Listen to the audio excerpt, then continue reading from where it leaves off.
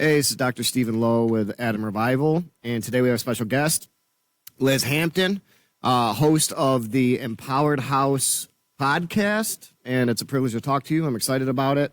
We're going to be discussing keeping faith through difficult times today.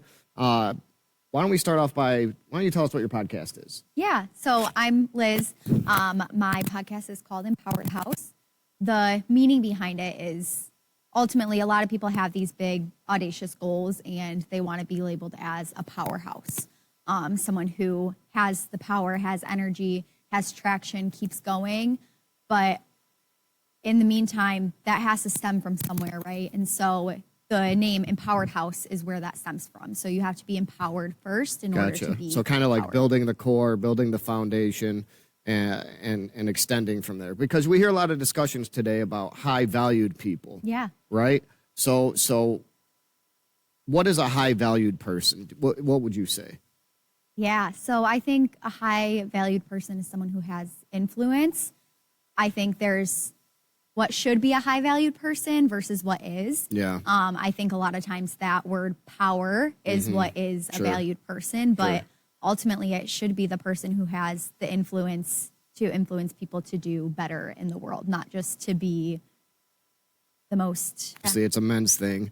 And we do it from like a Christian worldview, from a biblical worldview, because if you look at modern day men, it's not good. Yeah. It's not good, right? And it's a privilege to talk to you. I think we have kind of a similar view on things. It's adding good to society. Is yours exclusive to women, or is it? Nope. Okay. I would say so far it's been more so focused towards women. I think that's just naturally the drawing that I've gotten. Sure. Which is another reason I'm excited to be here with you, is I think that I can pull an audience of men who need to hear what I have to say or what other guests on my podcast have to say. And I think that the world shouldn't be strictly separated into men versus women. And I think it's also so great that you have a platform that's geared towards men, because I think a lot of times men don't necessarily listen to motivational things because it's not the manly thing to do. Well, manliness in general, masculinity in general has been looked down upon. It's been casted aside for years now through political ideology and agenda and stuff like that. We have a whole generation of lost men that feel bad about being a man and don't know exactly what it even is to be a man. They just have these natural feelings that they're told are wrong. Yeah. Right? And this is why, excuse me, the suicide rate for men, I think it's like, I don't know the statistic off the top of my head. I thought it was like, it's ridiculously high, whatever it is, but it's high. And so, that's the focus of channels like mine and yours is all, to help people, to give advice to people, and let people know that you're just not alone out there and there's a better way forward. Yeah, absolutely. Yeah? So we're going to have a link to Liz's podcast that's going to be on Spotify, Empowered House. We're going to put a link below in the description. Today, as I said, we're going to be talking about relying on faith through difficult times. Yeah. So why don't we start here? When I say that, faith through difficult times, does something pop into your head that you went through personally? Yeah, I definitely have like one specific story in mind. And I can absolutely share that. I think there's a lot of times where we face challenge or triumph in life. But I think for most of us, there's typically one or two situations that kind of push you to either hold that faith stronger or completely let it go. It's a choice, right? Yeah. You have a choice. It's like a fork in the road. Right. Yeah. So I was unfortunately sexually assaulted when I was 18 years old. And I really struggled at that time to understand why this happened. I was typically the friend that took care of all her other friends. And, when you're at that age, you make choices and you go to parties and you go to these events. And I was always the responsible one. I was always the one looking out for everybody else. And this one night, I didn't take on that role. And unfortunately, nobody else around me took on that role. Yeah. And so there's obviously some of my own decision making that led to that. But I woke up the next day and didn't know exactly what happened, but I knew something went wrong. Sure. And so I went home and I immediately took a shower and I went down and sat on my sister's couch and I looked at her and she was like, Liz, what's wrong? And I broke down into tears and I just said, something really bad happened and I don't know what, but I don't feel right. Right. Yeah. And so she was like, okay, well, like, do you have any idea? Do you remember anything that happened? What led to this? So ultimately, we ended up going to an urgent care because we wanted to try to do a drug test. There, they told me that they couldn't do a drug test because they didn't know what specific drug I would be looking for. Yeah. So they recommended that I go to an advocacy center and get a rape exam completed, which I did. And the words of the nurse, like, I will never forget the words of her. She said, there's no way that this wasn't forced.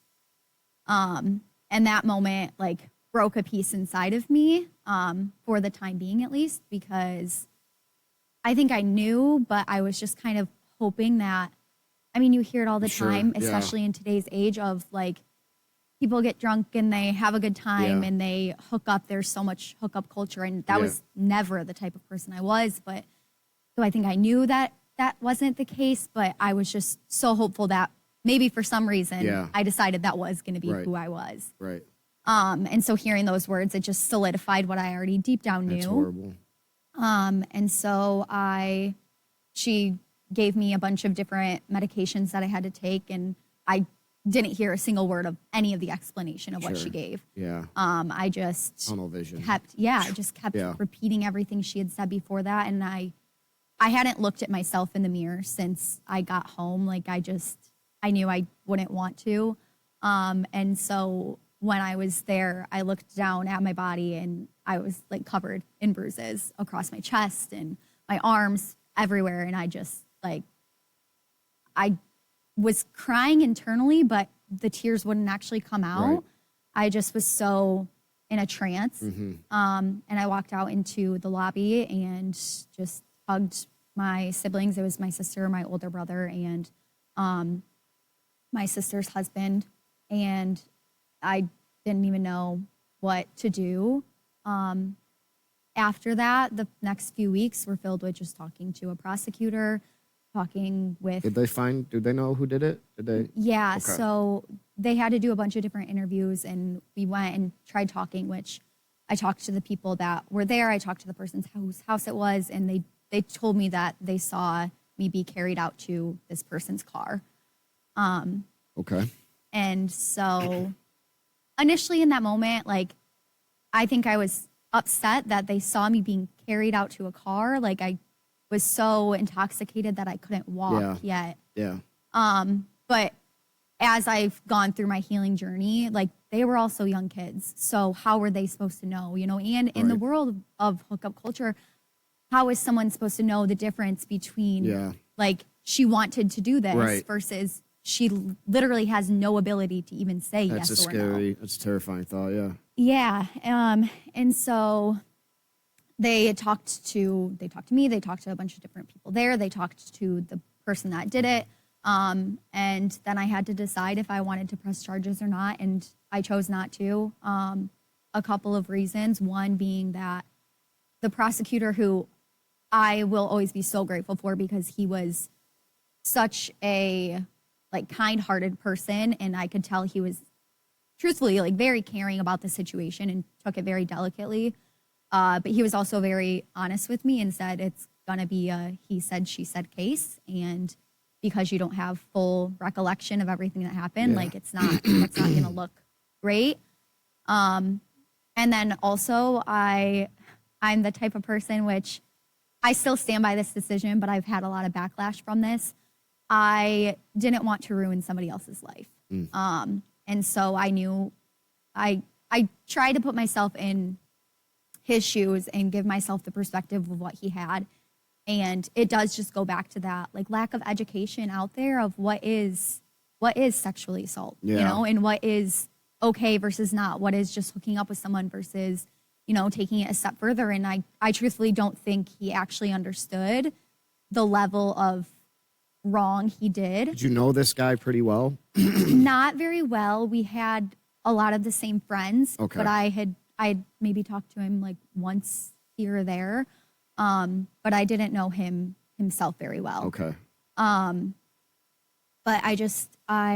so obviously going through something like that, it would have been easy to keep, standoffish towards God. But especially as I began healing, I realized that I am the type of person who is willing to share her story and is the type of person who wants to help others. And so I think that God had to put me through something like that in order for me to fulfill my purpose. Sure. I truthfully think that my purpose on this earth is to help other people and to advocate for other people, to use my voice to inspire other people to use theirs. And had I not gone through something like that, I think I probably would have stayed quiet because I was just typically like a more,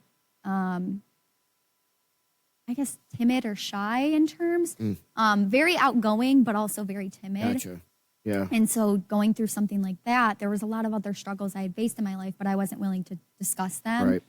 And I can't tell you just the amount of times, even within the first year of actually being able to talk about it and being willing to talk about it, the amount of people that came to me with stories similar to mine and being able to help them and to guide them and, to lead them to believe that it did happen for a reason and it's unfortunate and it's scary and it's hard and it's difficult, but God had a plan for me and he knew I wouldn't have started this podcast likely if I didn't have this to go off of. First of all, thank you for sharing that, honestly. Secondly, that's so terrible that, I don't know. It kind of just angers me to even hear that because that happens so often, right? And that was part of AdamRevival's purpose was men are so lost that they're just leaning into their own lusts. Yeah. The fact that you were able to think about his well-being, okay, shows your level of not just comprehension and worldview, but empathy and willingness to forego what you were battling to help him to essentially. So that's very honorable. It's very honorable. Terrible what you went through, and I'm sorry that you went through that. But you are correct in that, did God have that happen? Did God allow that happen? But God is going to make good of that, right? Because perhaps you would have stayed silent. You wouldn't have had that pain to talk from. You wouldn't have had that scenario to speak from. This is an experience that you went through that is permanently going to be something that you reflect on and project from. That makes sense? Yeah. Okay. Yeah, for sure. Okay. Hookup culture is terrible, and it's destroying the youth of America. Yeah. Right? Yeah. You don't have to say your age, but I'm a little bit older than you. Right? Yeah. I'm assuming. I'm almost 40. I'm 27. Okay. So it's not like hookup culture is a brand new thing. Right. Right?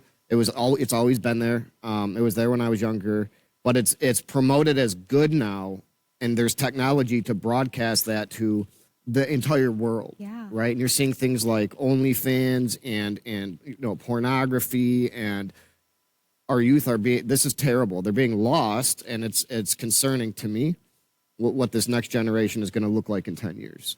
Yeah. Right? It's scary. I mean, and the amount of shame that comes out of it too, and just self-conscious issues that come up from it too. Like that added layer of it is just even that in itself should be enough to realize that there's something wrong with it. But yeah, it's definitely, I think, just more commonly talked about now. Yeah.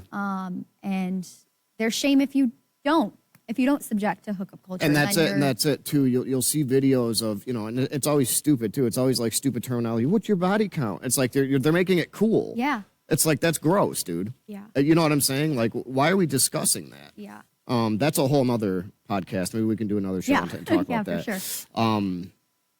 Yeah. So God was essentially your cornerstone through all of that. Yeah. Yeah.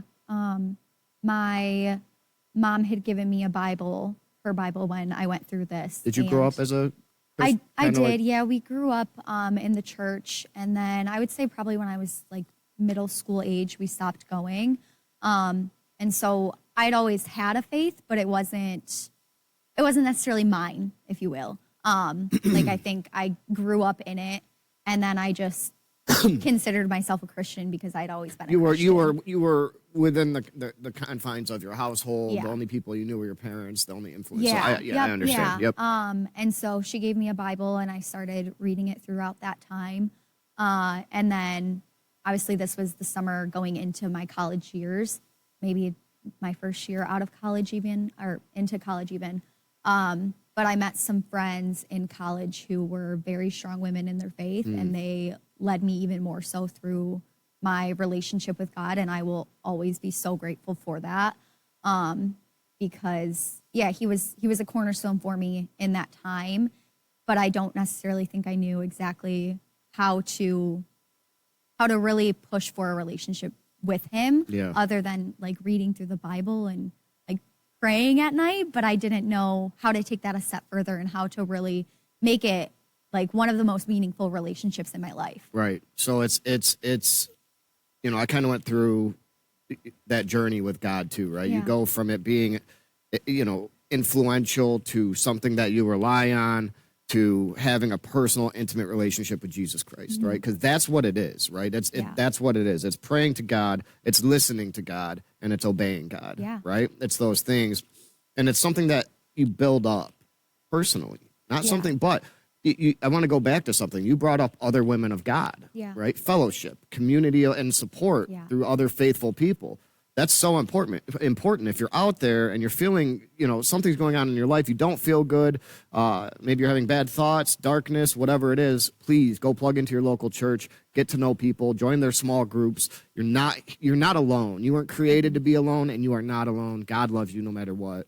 So let's get back to the suffering of this all. It's terrible. And the critic and the atheist goes, how could a loving God let this happen? Yeah. Right?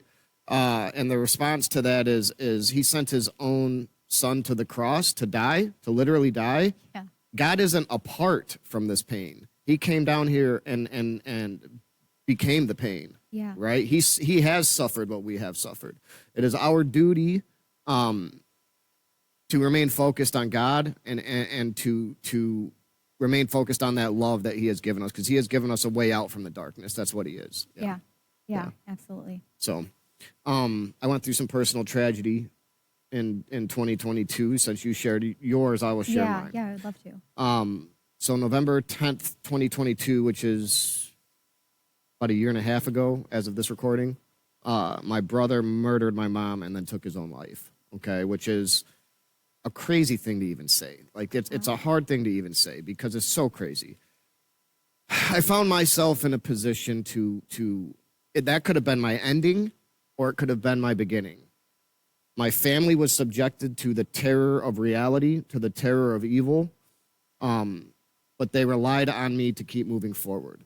And we had a little discussion before the recording. I've always been a fighter. I was a pro cage fighter for 13 years. That's been a part of me. Wrestler, all of those things, and that's what that is overcoming self and stuff like that in your mind. So I turned into that, but I turned into God immediately because it was such a big thing. It was like a nuclear bomb went off, and there were shambles everywhere, and someone had to put it back together, right? Someone had to make sense of it all. Well, that was me. And so I leaned into God so hard, and I was a Christian at this point in time. I've been in a personal relationship with Jesus since, I would say, probably 2014, right? Got injured from fighting, didn't know what to do, turned my life over to Christ. He led me to law school. He led me to my PhD, and he led me to my church family, Elmont Vineyard Church. And again, it's that support, it's that fellowship. Pastor Brad Stanfest and all of my friends here at ABC. Thank you guys so much. when that happened, it was, like I said, it was such a big thing that I like you kind of said, it was like you were kind of frozen, right? Yeah. You're kind of frozen, but you have to move forward. So I went from learning of what occurred to having to view her mutilated body at the Wayne County Medical Examiner's office within 48 hours. That was the most difficult thing in my life. Yeah. So sitting in the waiting room at the medical examiner's office, you know, there's never been really a point in my time where I said, I can't do this.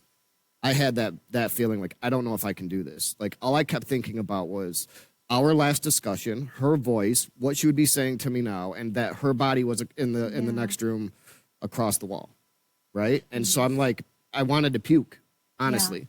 But I just kept praying. And I remained as composed as I could. And then they called me back there. And when I went in there and I seen her body, and I seen what my brother did to her, it was terrible. He destroyed her body. I can't, you know, I'm the only one that has seen that out of my family. So I'm not, you know, I can't. But it was a moment of, that's not my mom, right? Yeah. How did you like handle the pressure of having to be the strong one? You know, you Only alluded God. to being Only God, right? And I did have support. So the people that I mentioned, Brad and the people from church and all of my friends and loved ones surrounded me. The guy behind the camera was at my mom's funeral like that. They were all there, right? Tim, love you, brother. They all went through that with me. I was not alone by any point in time. My family, my children, my wife, everyone was there, and we were all going through it. I just had to steer the ship. And getting up there to eulogize her, if you watch the video, I think someone did record it because I've seen a video of it.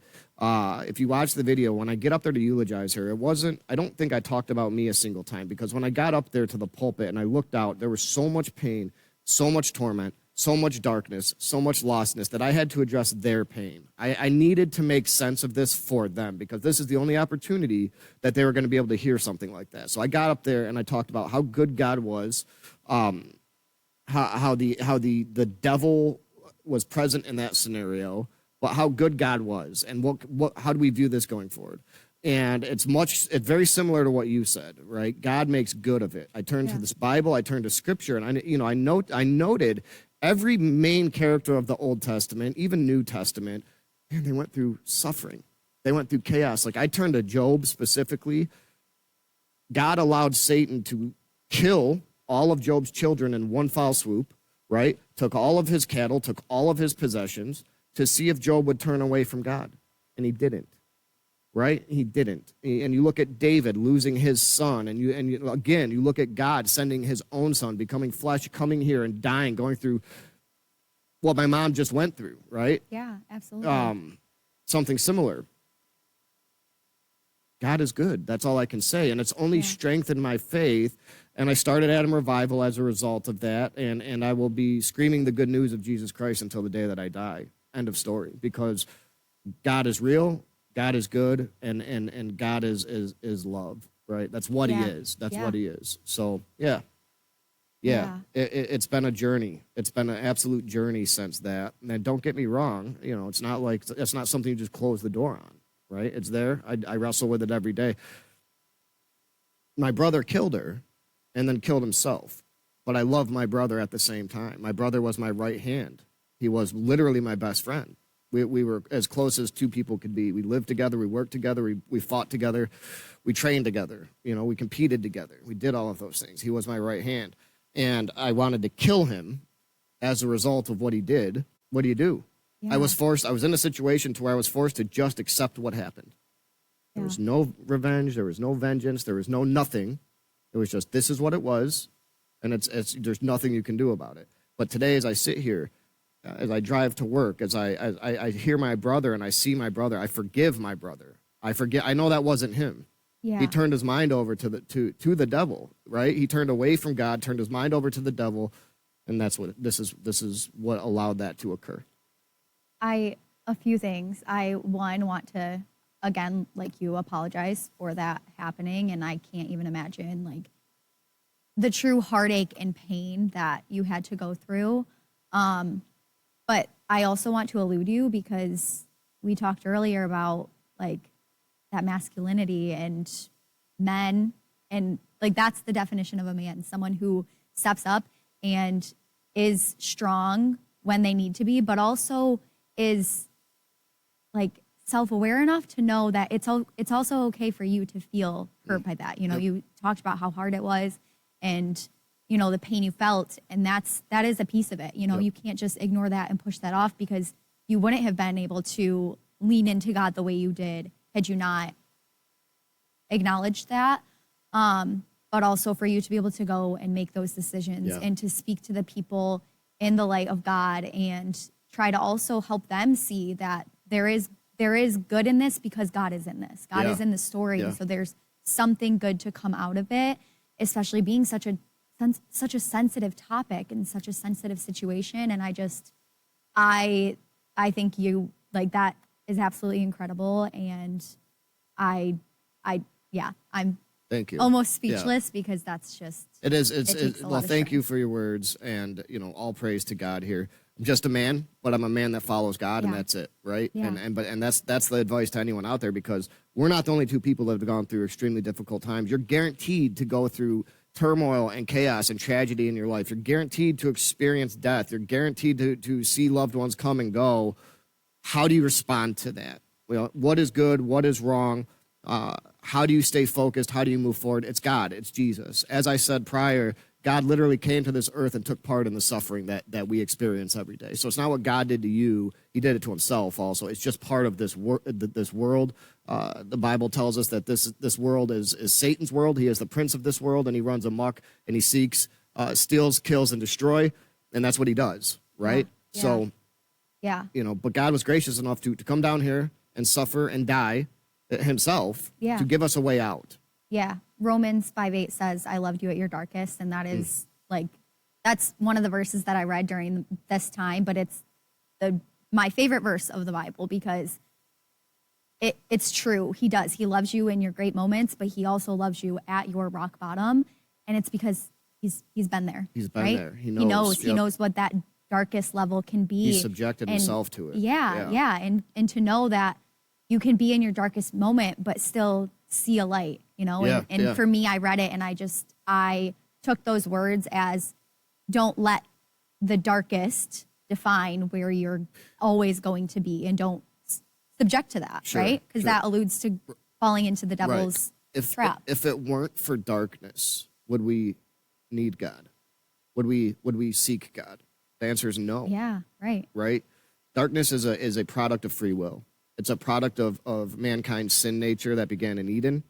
Man will remain evil without God, right? And this is what we see throughout the world. And I mean, look at the world. It's 2024 right now, and we are seeing craziness, like maximum craziness. Yeah. Right? Like just stupid stuff. You know, I'm not going to go into it. We all have eyes, but stupid stuff. Things that to where the reasonable mind goes, that's dumb, but people are turning into it. Right. It's getting pushed to our school system. It's entertainment. It's entertainment, right? Yeah. And now we're seeing what's going on with the entertainment industry. We got the P. Diddler out there. They're all perverts, right? Yeah. They're all just perverts, but they're the ones setting the narrative. They're the one leading the narrative away from God. Yeah. Right. Yeah. So it's up to people like you and I to fight back and bring the reality of God, because we have tiny platforms, but God will use us to reach those people in the darkest places, right? Those people that are locked alone in the room at nighttime, those people like, you know, the person that did what he did to you, the person that's like my brother. Those are the people we need to get to. Yeah. Right? Those are the people that we need to get to. Yeah. So, you got anything else to add? No, I don't think so. I want to say thank you for being open enough to share your story, and it is going to reach the people who need it the most. And as you said, we might have small platforms, but it's not about the quantity, it's about the quality. God's going to send this message to the people that want to hear it and need to hear it. I agree 100%. And I want to thank you, Liz, for coming on here. please go over and listen to Liz's podcast, The Empowered House. Not the Empowered got it Hour. right. It's not the Empowered Hour. It's the Empowered House. Okay, so go over there. I don't know how Spotify works. Do you subscribe to that or? Yeah, yep. You can Okay. subscribe. You can also turn on like push notifications for when I upload new episodes. But yeah, it's on Spotify, or you can find it on Apple as well. Perfect. So go over there, show some support. Also, click subscribe, like, share our video.